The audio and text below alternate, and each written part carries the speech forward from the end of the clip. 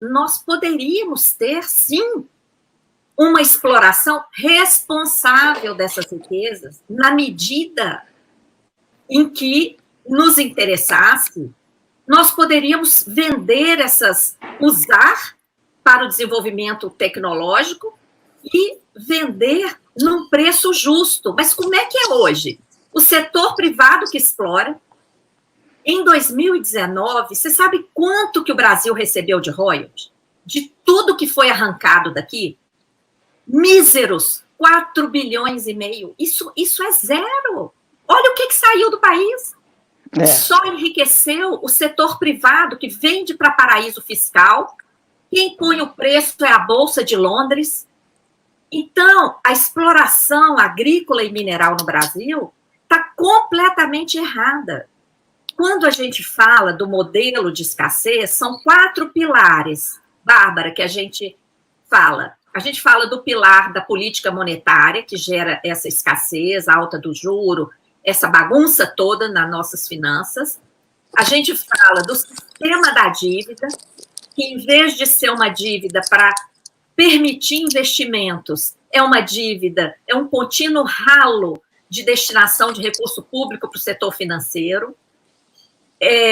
A gente fala do modelo extrativista, mineral irresponsável, que só gera dano ambiental, do modelo agrícola primário, agrobusiness, né, que está fazendo isso aí que você falou.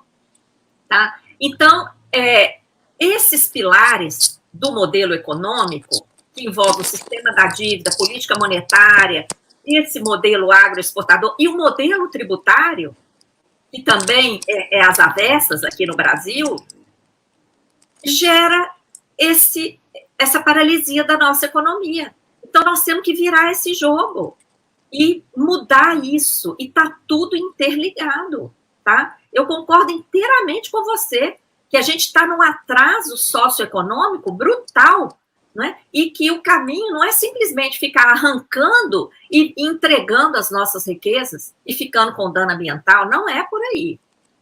Não, o grande problema também é que são os impostos, é aquela coisa da gente fazer a reforma fiscal, porque se você vai ver os grandes produtores de alimentos, de seja o que for, são os que conseguem burlar o fisco. De alguma maneira, eu lembro uma história que para mim ficou emblemática, é que a gente tinha no Brasil a Knorr e a Maggi, que são 2 empresas europeias estabelecidíssimas e tal, e, de repente, de um dia para o outro, chegou a Arisco e ultrapassou todo mundo. Você fala, nossa, que gênio, o cara da Arisco é um gênio. Não, ele simplesmente era um gênio porque ele não pagava impostos. É igual o senhor da Havan, que é um gênio. Puxa, o cara da Havan, em 10 anos, ele tomou o Brasil e que sucesso, que grande empreendedor. Não, o cara não paga imposto. Então, ele arruma uma brecha em algum lugar e não paga imposto. Agora, quem que fiscaliza quem? A senhora fala em auditoria. Eu acho que a auditoria é uma coisa maravilhosa que a gente tem que auditar, mas tem que auditar tudo. Agora, quem audita, quem audita? Esse que é minha dúvida, é quem regula, quem regulamenta? Quem que vai auditar, quem audita? Então, isso só se corrige com transparência e participação popular. Quem audita é o povo. É a sociedade que tem direito de ter acesso a tudo e ver, peraí, eu que estou pagando a conta, eu que estou pagando meus tributos, eu nasci num país riquíssimo, eu tenho direito a uma vida digna. Por que eu estou julgado na rua? Por que meus filhos não têm acesso à educação? Por que eu não tenho acesso à saúde? Entendeu? Então, está muita coisa errada no Brasil, e esse erro, Bárbara, vem de séculos. E isso, aqui no Brasil, nós temos uma mentalidade colonial arraigada. Então, atualmente, esse colonialismo, ele está criando aquela tal daquela normose que todo mundo acha normal.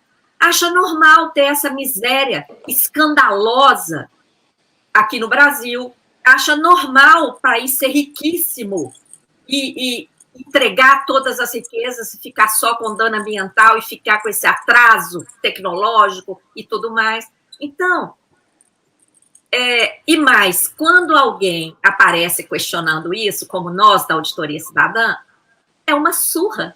Quer dizer, o normal, então, é continuar descendo a ladeira, passar de 150 anos de atraso para 200? É isso que é normal?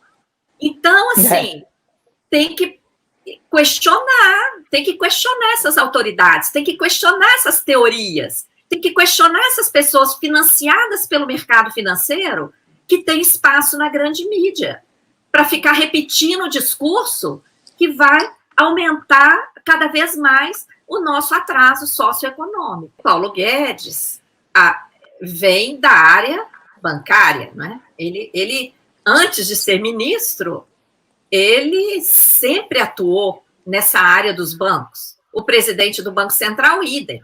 Então, a política econômica do Brasil, o Conselho Monetário Nacional, que agora são só dois, né? É o presidente do Ministério da Economia, é o ministro da Economia, é o presidente do Banco Central, e um subordinado ao ministro da Economia. Quer dizer, subordinado não conta, são só dois, né?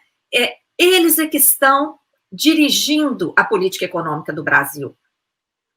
Então, sem resistência, eles vão continuar fazendo o que estão fazendo. Por exemplo, em plena pandemia, foi aprovada a emenda constitucional 106, com esse escândalo que permite o Banco Central destinar trilhões, sem limite, para compra de papel podre, gerando dívida pública que vai afetar aí todas as gerações futuras, se isso não for revisto.